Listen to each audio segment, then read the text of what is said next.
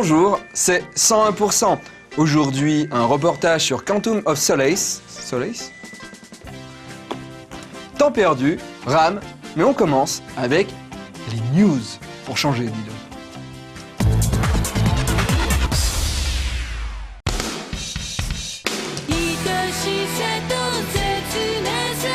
Difficile de passer à côté de Street Fighter 4 au Japon. Présent dans toutes les salles d'arcade aux côtés de Tekken 6, le jeu Capcom était également jouable dans sa version console de salon sur le TGS. Reprenant le principe de l'arcade, il était possible de continuer à jouer tant qu'on n'était pas éliminé. Au bout de 5 victoires successives, les joueurs se voyaient offrir une casquette spéciale avec laquelle ils pouvaient se pavaner sur le salon. Côté jeu, les fans ont remarqué que le liseré noir façon Okami qui entoure les personnages était plus fin sur les consoles next-gen qu'en arcade.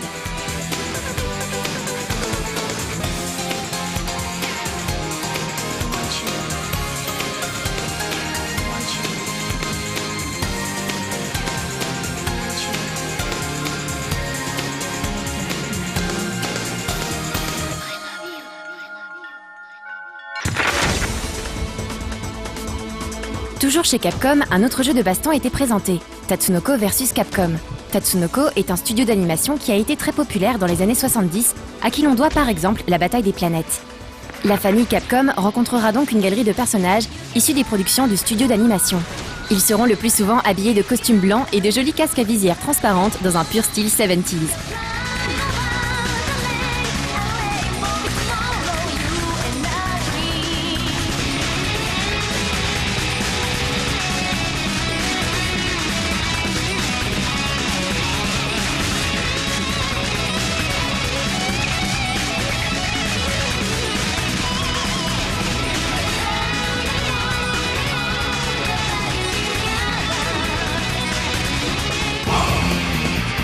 En dehors de Naruto Shippuden Gekito Ninja Taisen EX3, développé par Tommy sur Wii et plutôt décevant, on pouvait retrouver sur le stand Bandai la licence Naruto avec le très attendu Ultimate Ninja Storm. Exclusif à la PlayStation 3, ce jeu de baston attendu en France pour novembre prochain est développé par le studio CyberConnect 2. Première incursion HD de la gamme baston Naruto, ce jeu se propose tout simplement de gommer la frontière entre le dessin animé et le jeu vidéo en proposant des séquences cinématiques jouables et des phases de jeu aussi belles que des cinématiques. Les zones de combat, interactives et destructibles, ne seront pas restreintes à quelques écrans, pour permettre aux joueurs de se déplacer librement et de combattre dans les positions les plus invraisemblables. Il sera également possible de créer une Ninja Dream Team composée de 3 personnages qui pourront donner des coups de main aux joueurs en cours de combat, utiliser leur jutsu, déclencher des attaques coopératives ou encore poursuivre les fuyards. 25 personnages seront jouables et un nouveau mode de jeu permettra d'accomplir une centaine de missions en suivant le déroulement du manga au moment de la tentative de sauvetage de Sasuke. En dehors de Naruto, Dragon Ball était aussi présent sur le stand Bandai Namco avec le jeu de baston PlayStation 2, Dragon Ball Z Infinite World. Développé par le studio DIMS, ce jeu annoncé pour décembre comme le dernier Z de la PS2 combinerait le meilleur des séries Budokai, Shin Budokai et Burst Limit. メインモードドラゴンミッションというモードでは、原作のサイヤ人編から、ブー編、そしてドラゴンボール GT のストーリーまでを、130以上の、ミッションとして再現してます。でそれをさまざまな形でユーザーに楽しんでもらうような内容です。 Bref, l'ultime jeu sous licence Dragon Ball de la vieille console Sony, avec plus de 40 personnages hors transformation et une sélection de cinématiques in-game profitant des dernières techniques de programmation mises au point pour la PS2.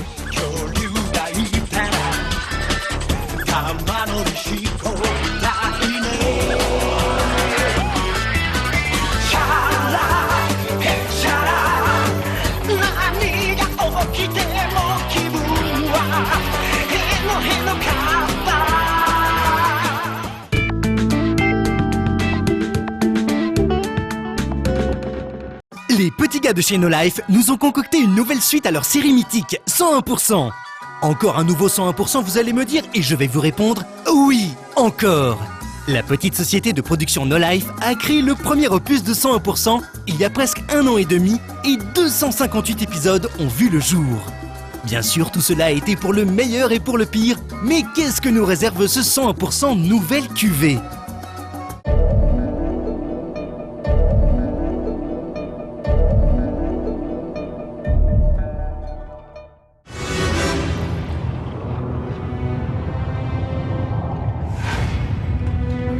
Pour la sortie imminente de Quantum of Solace, No Life a rencontré 2 développeurs des studios Treyarch, respectivement directeur créatif et producteur exécutif sur leur premier Bond.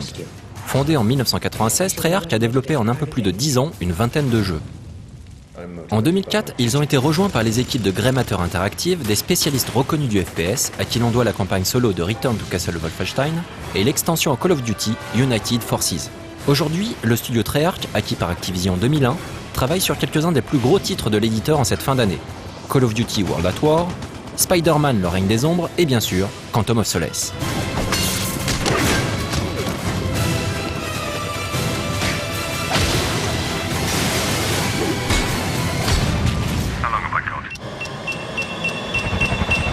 Our game is actually built on the Call of Duty 4 engine, so we work really closely with the guys at Infinity Ward to begin our game, start our game over a year ago with the Call of Duty 4 tech. What that really, and the tools and the pipeline, so as we build our content that's very specific, everything that we're building just for our game, we actually can build it in tools that we know, use the pipeline and get it into the game and running really quickly. The really nice thing there for us, that allows us to do is it lets us focus our time on gameplay, on building the game spaces and working out the formula for what is a Bond game from Activision, since it is our very first Bond game. And it lets us focus on gameplay instead of spending all our time focusing on the plumbing just to get things to render on screen. So it's a really valuable thing, and we owe a debt of gratitude to Infinity Ward for helping us out with that. The AI system is completely brand new. You know, Call of Duty uses scripted events, and it's very highly scripted so that if the player does this, it does this, if the player does that. We have a much more open feel to the way our AI react. And in actual fact, they make logical decisions and heuristic decisions on how to play through the level every second of the game. So when you walk into a room, they can choose to go left or right, they can take cover, they can throw a grenade, they can hop over, they can rush you, they can change weapons on you. I mean, all of this is a brand new AI system. And of course also we're a third-person, first-person game. You know, you play in first person, but when you take cover, you go into third person. So we had to build that new feature into the game as well. Our story for our game is we actually cover 2 movies. Quantum of Solace is coming out, of course, later this year, but it's also, Quantum of Solace is the very first true sequel in the history of Bond movies. It picks up about an hour after Casino Royale ended. So our game actually covers both stories. We cover the story of Casino Royale and then cover the story of Quantum of Solace. We did add some threads to the story. We kind of layered some new plot lines on top, which we ran past the film studio to make sure that there was appropriate content. We also have some storylines and some little pieces in the story that were in the original movies but got cut. So they fit within the realm of the story, but because of length of movie, you know, a movie can only be a certain length according to the theaters. There's content that they filmed, they shot, they recorded, they processed, but then they cut it. We get that content and we added it back into the game. From a gameplay standpoint, when you're making a game from a passive experience like a movie, you look for the scenes that say, okay, here's a great action sequence that we think people are going to want to play. And some sequences from the movies, some of them fit and you say, wow, being Bond in that scene would really make a lot of sense and be a lot of fun. Some other scenes you say, wow, I like this scene, I like where Bond is in this international exotic location, I like where it is, but there's not really great gameplay here, so let's expand out this space and make it a really cool interactive experience. And so, though it is the same story from the 2 movies, there's a lot that you actually get to experience that you wouldn't necessarily have seen from the movie. Mais l'une des nouveautés de ce FPS Bond est de varier les approches. Treyarch ayant souhaité respecter le nouvel esprit de la franchise cinématographique en créant plus qu'un simple FPS. This is the first Bond game from our company. It's actually an exciting thing for us because not only is this the first Bond game from our company, it's the first Bond game with Daniel Craig and the first Bond game on next generation platforms. So there are things that we're going to be able to do with Daniel Craig because he is this new, much more physical, more cunning, and more dangerous Bond. We wanted to take advantage of the fact that it was a new Bond. You know, Daniel Craig is a very different Bond from, you know, any of the previous Bonds. He's really athletic. You know, in Casino Royale, for example, he gets worked over, he gets beaten up, you know, and he goes through a lot of emotional trauma. So this character is so much more expressive and so much more deep that this was a real chance not just to start a new franchise for Activision, but to really give us a chance to show Daniel Craig's Bond. It's a very unique Bond, and so we wanted to take a new approach to the gameplay as well, which is why we believe we're more than just an action game. That's really core to what our game experience is. And then, of course, on next-gen platforms, we're going to be able to do things that you know, people haven't seen in a Bond game before. But the gameplay for this, for our game, is really what we call a first-person action game. Action because Bond is an action hero, and all the movies are very much action movies.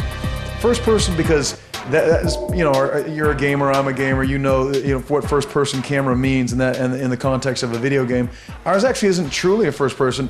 It is primarily first person, but you can actually go into third person in cover when you want to take cover in the middle of a battle, or if you're just coming into an area, a scene, a big open area, where you say, okay, I don't know what's around this next corner, I don't know what might be lying there, so you take cover and kind of get a lay of the land.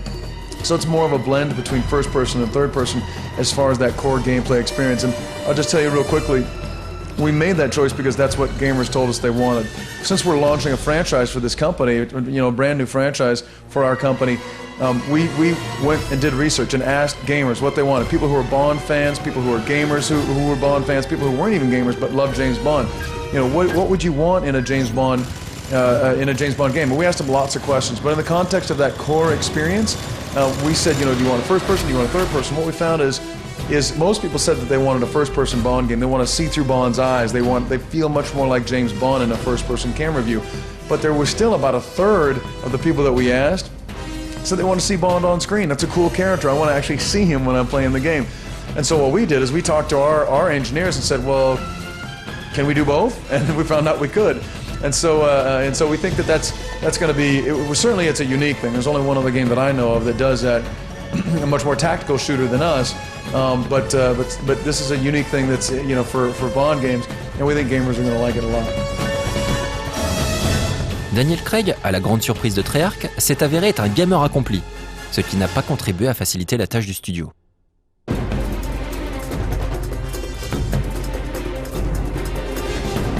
You know, if he wasn't a gamer, we could get away with a lot. We could just, like, you know, we keep the film guys away and we do our thing. But it doesn't turn out that way. Daniel Craig is a real gamer. The first time we met him, he was playing Guitar Hero.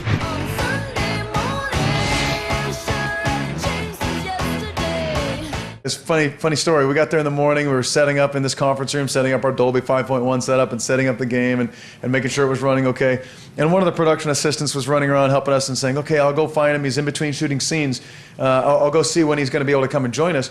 So she went, caught him in his trailer between scenes, and she walked in there and talked to him and came back to us and she said, okay, I talked to him, he's going to be able to come this afternoon. Yeah, I walked in there and he was playing some guitar game, and I'm like, yes, Guitar Hero, that's our game, that's a game from our company. And he was 30 minutes late to our first meeting because he had to finish a couple of songs. So, you know, he's the real deal. He's played our game, I think 3 times now, and he wasn't going to commit to a game that was low quality. He actually originally said, I'm really not that interested in doing my voice for the game. So we had to send him the game, and we had to say, look, play this game, it's good, it's worth it. He played it, and he said, yeah, this is a good game, I'm willing to put my name on it. And he was having a lot of fun with it. He was having so much fun. He's like, okay, well, can I leave this, you know, can I keep the dev kit for a while so I can show my buddies tomorrow? And I'm like, wow, I don't know if I can really leave a dev kit with you, but okay, you are the star of our game, so okay, we'll leave it with you for a couple of days as long as it's under lock and key in this room. So it's really cool that he, you know, he's a normal guy and he's a gamer. He's really passionate about the game, and that's going to show through, and that's going to help make our game better. One of the ways that we're bringing this new Bond to life, this is a much more physical guy, more dangerous. The combat in the movie was a really good chance for us to express our gaming knowledge. So we have a very simple system where the character, Bond, can attack any other character hand to hand, and with a simple combination of button presses can perform a very unique Secret Service agent move. You might be next to a balcony, so you take him down and you toss him over the balcony, or you take him down in certain moves. There'll be a lot of those types of moves in the game. There'll be cinematic moves, but there'll also be, I think, really fun moves. If you can execute them well, they'll actually look really cool and they'll be really cool too. And it's all back to getting, you know, really bringing this Daniel Craig Bond to life in our game. Un James Bond plus physique, certes, mais on est quand même en droit de se demander où sont passés les gadgets et surtout les courses-poursuites en voiture, qui ont toujours constitué l'une des signatures des James Bond movies. Honestly, that was a difficult question. we chose to not have car chases. We actually do have gadgets, but a lot less. We don't really have many. Just like the movie. Firstly, the movies, Q is no longer in the movies. So those scenes where Bond goes down and he clicks a pen and it explodes and, and he fires an arrow at a dummy, those days are gone. That's not the Bond anymore. However, he is very technical. So, for instance, his phone has a lot of accessibility. It has like cameras on it. It has a lock hack mechanism. And we have that. We have that stuff. For the driving, we actually had driving in our game for many months. We designed it, we were going to do it, and several months ago, we took a look at what we had, and we had to make a choice. We could either keep spending all of our resources, engineers, artists, particle effects, design, all of these people trying to make the driving good enough to be in our game, or we could take all of those people and put them into our combat system and make it a 90%, make it really kick-ass, for want of a better term, And we honestly decided that although driving is an integral part of Bond, the most integral part of Bond is the game. We weren't going to make just another movie license game. It has kind of driving and it kind of has, shooting. We weren't going to do that. So we focused everything on the combat system, and I think it really paid off. We have a really good gameplay system. Aujourd'hui, plus de détails ont été révélés sur le mode multijoueur. Quantum of Solace sera ainsi jouable jusqu'à 12 et reprendra la possibilité de faire évoluer son personnage à la manière de Call of Duty 4. Quelques modes originaux seront également accessibles, comme le Golden Gun qui permet d'utiliser le fameux pistolet d'or afin d'abattre ses ennemis d'une seule balle, ou encore le Bond Versus basé sur un système d'objectifs à atteindre avant ses adversaires.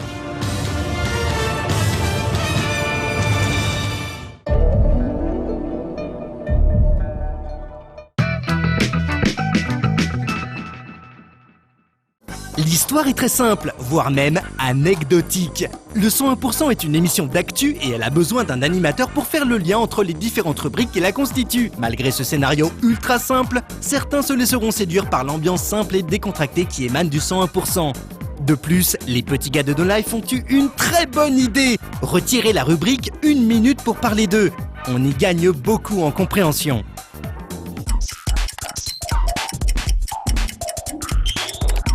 Bonjour, c'est la crise, la récession et le chaos est à nos portes. Alors à quoi bon encore faire des heures supplémentaires?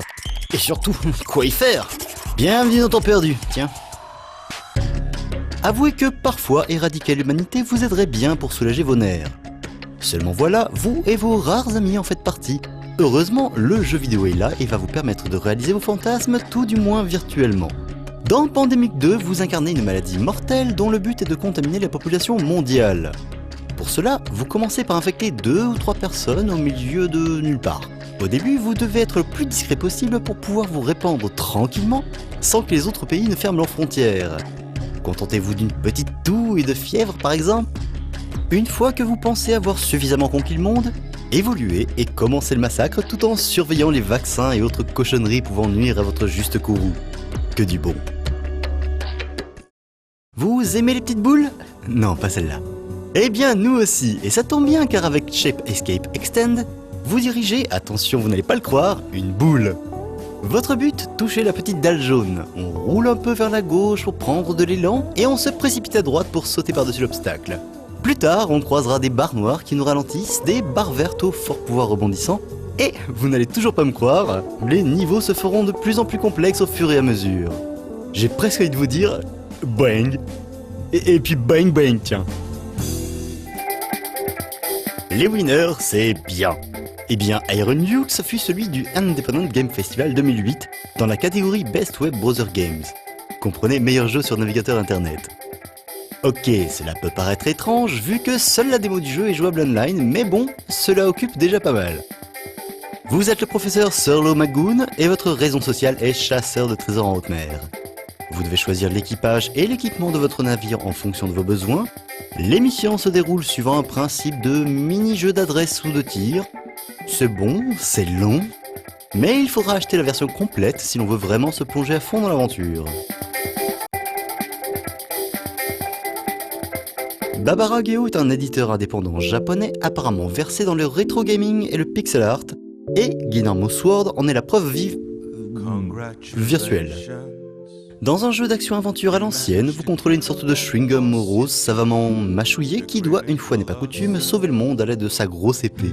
Si au début on peut croire que le jeu se résumera à 2 ou 3 combats gentillés, on se rend finalement compte en découvrant la véritable carte que ce sont plusieurs heures de jeu qui vous attendent. Le monde est immense et le boss final ne fera vraiment pas dans la finesse. Si vous n'êtes pas allergique au gros carré, vous devez faire ce jeu. Car il ne faut pas oublier que, pour gagner plus, jouez plus.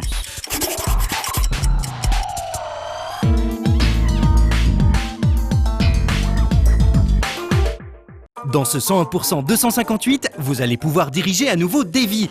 Benoît n'est pas jouable et même pas débloquable pour cette version du jeu, ce qui est quand même ultra décevant. Un jeu ultra linéaire avec un seul perso jouable et aucun débloquable, c'est à pleurer! À croire que la boîte de prod No Life n'a vraiment aucun budget. Le jeu est indirigeable et pratiquement injouable. C'est un défaut certes, mais ce qu'il y a d'admirable, c'est que c'est la même chose pour toutes les plateformes de jeu. Mettez-vous devant 101% avec n'importe quelle manette de console et vous aurez la même expérience de jeu. Attention, ce programme comporte des images kitsch susceptibles de heurter les adeptes du bon goût.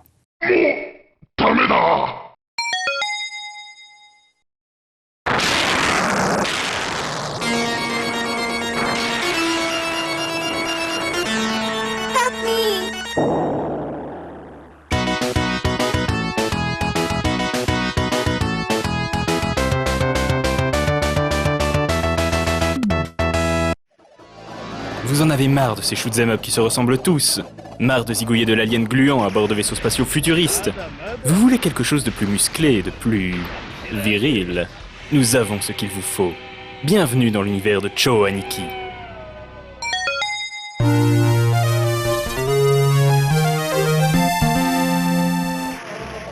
La saga Cho Aniki a débuté en 1992 sur PC Engine Super CD, à l'initiative du développeur de jeux Masaya, créateur entre autres de Jinook sur Mega Drive. Le jeu nous propose de diriger Idaten, figure classique du héros doté de pouvoirs surnaturels, ou Benten, une jeune femme volante accompagnée d'Angelo. Tous deux doivent défendre la galaxie de la menace de l'empereur Bill, dont le nom complet est un calembour japonais du mot bodybuilder. En fait, la plupart des scénarios de cette série sont surtout prétexte à des jeux de mots, tapant souvent en dessous de la ceinture et tournant autour de l'univers de la gonflette. On comprendra dès lors que sa renommée viendra surtout de l'imagerie homo-érotique que l'on rencontrera progressivement tout au long du jeu, et en premier lieu grâce à Adon et Samson, les 2 bodybuilders mascottes de la série, faisant office d'option pour votre vaisseau. Car le jeu reste avant tout un shoot'em up, plutôt difficile, mais dont les ennemis sont des hommes-oiseaux aux muscles saillants ou des boss improbables composés de morceaux de corps humain. À la manière d'un Parodius outrancier, une bonne partie de l'ambiance surréaliste du titre provient aussi de la musique complètement décalée de Ayama Koji, compositeur des musiques de Saru Getjutsu et Super Robot Taisen Alpha. L'OST se vendra mieux que le jeu lui-même, qui rejoindra vite la liste des Kus Games, soit littéralement des jeux merdiques à cause de son côté kitsch.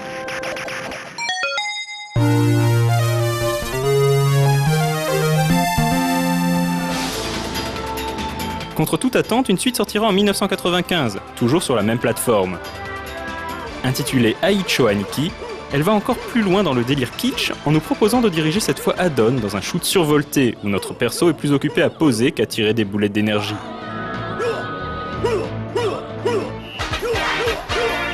Cet épisode verra l'apparition d'ennemis récurrents dans la série ainsi que celle du Men's Beam, un rayon dévastateur sortant de la tête de nos héros.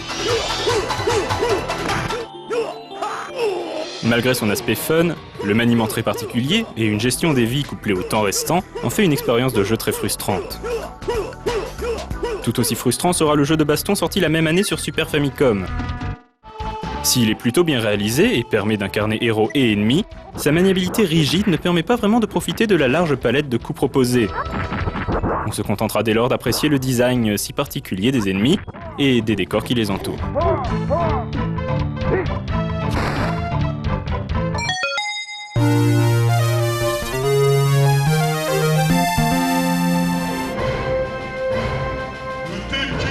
Nouvelle console oblige, la série apparaît ensuite sur Saturn et PlayStation, et bénéficie pour l'occasion d'une refonte graphique au travers de photos numérisées. Pour le meilleur et le pire. Un making-of des séances de capture vidéo est d'ailleurs disponible sur le disque pour les plus fans. Comme dans le premier volet, il est possible, en plus de son propre perso, d'upgrader Adon et son son, à l'aide de pilules énergisantes. Si cet épisode comprend les ennemis parmi les plus invraisemblables de l'histoire des shoot'em up, il est aussi doté d'une maniabilité exécrable et d'une gestion des collisions catastrophique, le rendant par moments quasi injouable. Avec de la pratique, il est toutefois possible de détourner certains de ces bugs et d'apprécier alors à petite dose l'extraordinaire imagination des développeurs.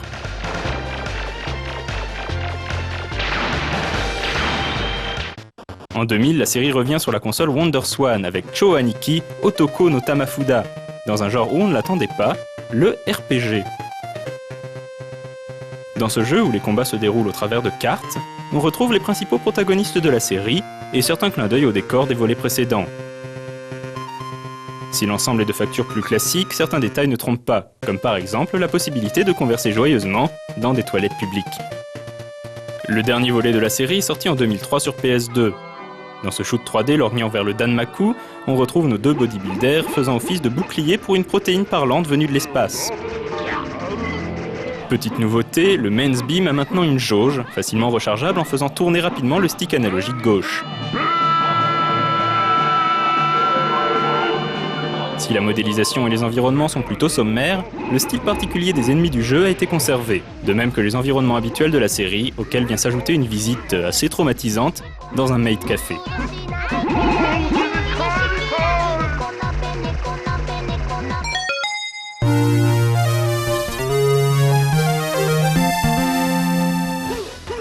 En bref, Cho Aniki aura su marquer la plupart des joueurs qui s'y seront frottés par son utilisation assumée du kitsch.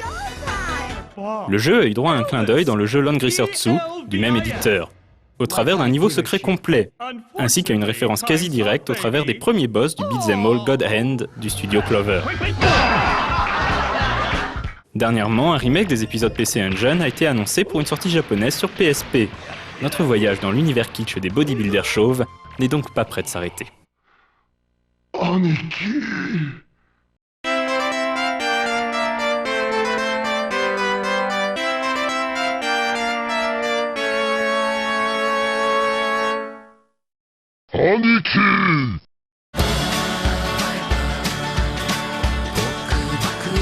Ce 101% saura vous occuper les longues soirées d'hiver, même s'il ne révolutionne pas le genre. Il faut réussir à passer outre la modélisation outrancière des personnages et leurs propos outranciers. Mais si vous arrivez à accepter le côté injouable et moche, le 101% peut vous faire rire. Affaire à suivre.